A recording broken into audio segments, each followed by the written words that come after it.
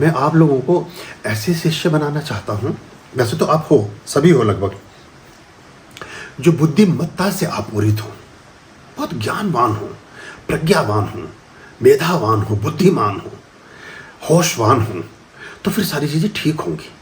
वरना तो मुश्किल ये होती है कि फिर गिरवा कपड़ा अगर किसी गधे पे भी पड़ा हुआ आ रहा है तो आप वहाँ भी जाके पैर छूने शुरू कर दोगे, सड़क पर नतमस्तक हो जाओगे।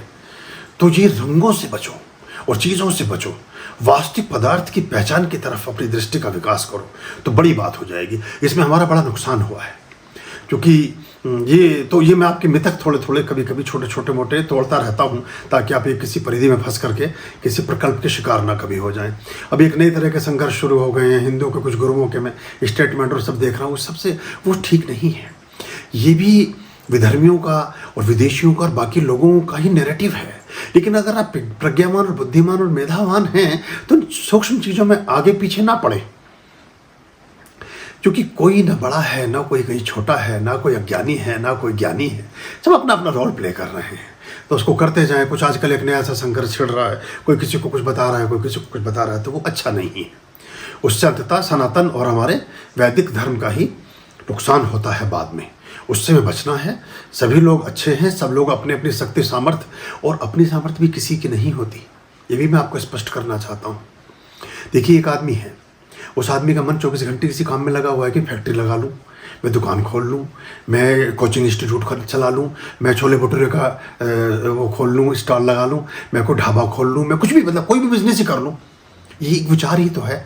ये विचार उसके दिमाग में क्यों आ रहा है? वो सत्ता, वो रिमोट किसी और के हाथ में है, वो संकेत कहीं और से प्राप्त हो रहा है। ऐसे ही एक व्यक्ति है, वो सोच रहा है कि मैं पुण्य का काम करूं, मैं परमार्थ का काम करूं, मैं परमात्मा की प्रार्थना करूं। किसी का मन कर रहा है मैं गाने का रियाज कर लूं, किसी का मन कर रहा है मैं अच्छा से मकान की खोज में निकल जाऊं, किसी का मन कर रहा है मैं सारा दिन कपड़े ही कर लूं। कोई आदमी सारा दिन रेस्टोरेंट के चक्कर काटे जा रहा है, परिक्रमा वहीं की लग रही है, इस बार पिज्जा है, दूसरी बार बर्गर, तीसरी बार कोका कोला, चौथी बार कुछ और 5वीं बार वॉशरूम। तो मतलब वो अलग परिक्रमा कर रहा। तो ये सबके जो विचार उनके पास आ रहे हैं वो कहाँ से प्राप्त हो रहे हैं? तो ये जो व्यक्ति जितनी सामर्थ्य, परमात्मा ने जितना उसको वॉल्यूम खोला है, उतना ही तो वो काम और वो कर पाएगा। तो उसमें आदमी से शिकायत किया, हमारी ज्योतिष को समझने के बाद, अध्यात्म विज्ञान को समझने के बाद, हम व्यक्ति पर हमें केंद्रित नहीं होना चाहिए। पर प्राय अधिकांश लोग इसकी गलती करते हैं, हम व्यक्ति केंद्रित हो जाते हैं, हमें विषय केंद्रित होना चाहिए। हम विषय पर दृष्टि रखो हमेशा, और कहीं भी। जैसे व्यक्ति के रूप में ऐसा समझो जैसे मैं व्यक्ति हूं, मैं आपका गुरु हूं।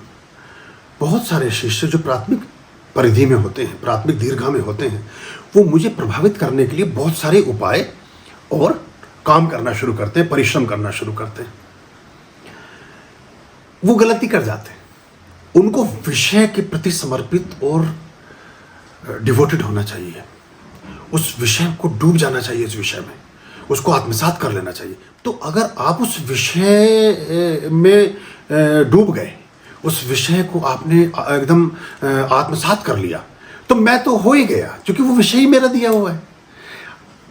लेकिन इसमें सबसे बड़ी गलती ये है कि आदमी शीशे में से अंदर को देखे जा रहा है और पानी गमले में डाल रहा है। जब अंदर देख रहा है तो पानी नीचे गिर रहा है। तो मैं बाहर जाकर उसे बोल रहा हूँ कि मेरी तरफ मत देख, गमले की तरफ देख, विषय गमला है, व्यक्ति को मत देख। वो इस चक्कर में कि मुझे दिखाना चाहता है कि पानी डाल रहा हूँ ना, पानी डाल के तो चला जा, पौधा मुझे बता देगा कि पानी किसने डाला है। अब ये उसकी समझ में नहीं आता। तो ऐसे बहुत सारे कृत्य, तो ऐसे ही अब जो परमात्मा का काम कर रहे हैं, कहीं कर रहे हैं, वो उसका शो ऑफ ज़्यादा करते हैं, उस कृत्य को कम करते हैं। अगर वो कृत्य अधिक होता है तो परमात्मा गुरुओं को संदेश देता है कि फलाने वाला शिष्य इतना परिमार्जित हो चुका है, इतना परिष्कृत हो चुका है, इतना पवित्र और इतना दिव्य हो चुका है, तो उसके प्रति वैसा ही भाव गुरुओं के हृदय में आशीर्वाद का, सहयोग का, सिद्धि का, संकल्प का उदित होने लगता है। और वो ऊपर से गुरु के सामने तो पूरा अभिनय कर रहा है और नीचे उतरते ही वो 3:33 है, तो वो बड़ा मुश्किल काम खराब है। फिर वो 3:33 मतलब 3:36, बल्कि 1/3 इधर को, दूसरे वाले का मुंह उधर, तो ये बड़ा काम खराब हो जाता। तो विषय पर केंद्रित, जब किसी अनुष्ठानों में आए तब भी विषय पर फोकस रखें। आपको अपना पाठ करना है, आपको परमात्मा का ध्यान करना है, आपको अपनी पूजा पाठ करनी है। हम किसी और काम में लग जाते हैं।